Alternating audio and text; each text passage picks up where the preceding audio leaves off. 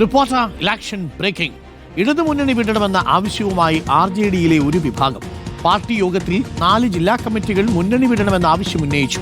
തിരുവനന്തപുരം, കോട്ടയം, എറണാകുളം, തൃശൂർ കമ്മിറ്റികളാണ് UDFിലേക്ക് പോകണമെന്ന നിലപാടെടുത്തത്. സംസ്ഥാന സെക്രട്ടറിമാരായ NK വത്സൻ, യൂജിൻ മൊറോളി എന്നിവരും മുന്നണി മാറ്റം ആവശ്യപ്പെട്ടുവെന്നാണ് സൂചന.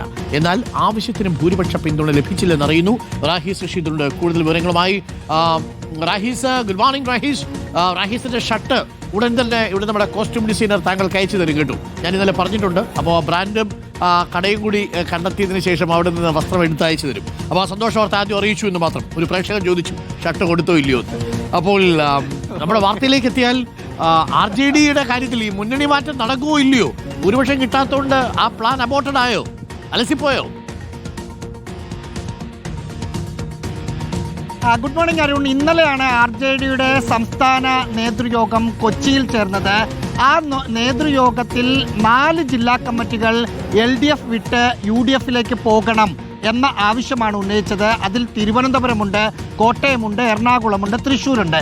ഒപ്പം 2 സംസ്ഥാന സെക്രട്ടറിമാരും മുന്നണി വിടണം എന്ന നിലപാടാണ്. ഇതിൽ ഏറ്റവും ശ്രദ്ധേയമായ കാര്യം, മുന്നണി വിടണം എന്ന ആവശ്യം ഉന്നയിച്ച എല്ലാ ആളുകളും ശ്രേയാംസ് കുമാറിൻ്റെ അടുത്ത ആളുകളാണ്, അല്ലെങ്കിൽ അദ്ദേഹത്തെ പാർട്ടിക്കകത്ത് പൂർണ്ണമായും പിന്തുണയ്ക്കുന്ന ആളുകളാണ്.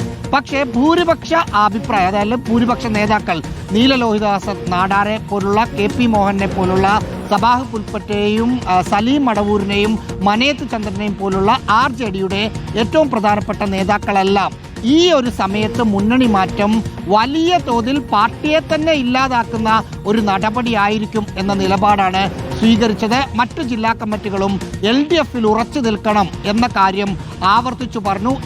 ഇതിനിടയിലൊന്നും ശ്രേയാംസ് കുമാർ ചർച്ചയിൽ പങ്കെടുത്തില്ല. ഏറ്റവും അവസാനം ഭൂരിപക്ഷ പിന്തുണ LDFിൽ നിൽക്കാൻ തന്നെയാണ് എന്ന് മനസ്സിലാക്കിയ സമയത്ത് അങ്ങനെയാണെങ്കിൽ ഇവിടെ നിൽക്കാം, പക്ഷേ ഇവിടെ നിന്ന് കൂടുതലൊന്നും നിങ്ങളാരും പ്രതീക്ഷിക്കരുത് എന്നൊരു വാക്ക് അദ്ദേഹം പറയുകയും ചെയ്തു. അതായത് LDFിൽ നിന്ന് UDFിലേക്ക് പോകാനുള്ള ഒരു മനസ്സിലേക്ക് ശ്രേയാംസ് കുമാറും ഒപ്പമുള്ള ആളുകളും ഇന്നലത്തെ യോഗത്തിൽ എത്തിയിരുന്നു. പക്ഷേ മറ്റു പ്രധാനപ്പെട്ട നേതാക്കളും ജില്ലാ കമ്മിറ്റികളും LDFിൽ നിൽക്കണം എന്ന നിലപാട് പറഞ്ഞതോടുകൂടി അതൊരു തീരുമാനമായോ അല്ലെങ്കിൽ തുടർ ചർച്ചകളായോ വന്നില്ല, ഇനി ഉടൻ വരികയുമില്ല എന്നാണ് എതിർക്കുന്ന നേതാക്കൾ പ്രതീക്ഷിക്കുന്നത്. ഓക്കെ, അപ്പൊ ചുരുക്കത്തിൽ RJD LDFിൽ തന്നെ ഉണ്ടാവും ഈ തെരഞ്ഞെടുപ്പിൽ. മനമങ്ങും തനുവിങ്ങും എന്ന നിലപാടായിരിക്കുമോ?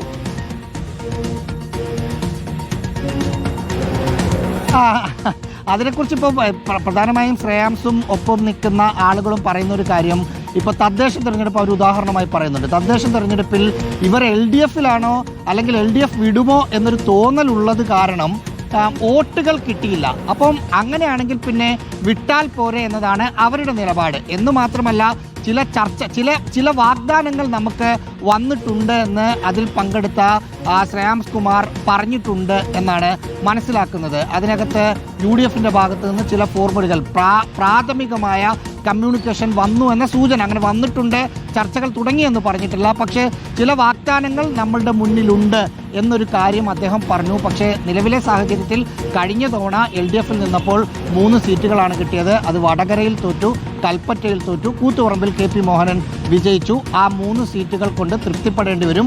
5 നിൽക്കുകയാണെങ്കിൽ, ഇനി അത് തന്നെ LDF ഇതാണ് അവസ്ഥയെങ്കിൽ എന്താണ് ചെയ്യുക എന്ന കാര്യത്തിൽ വ്യക്തതയില്ല.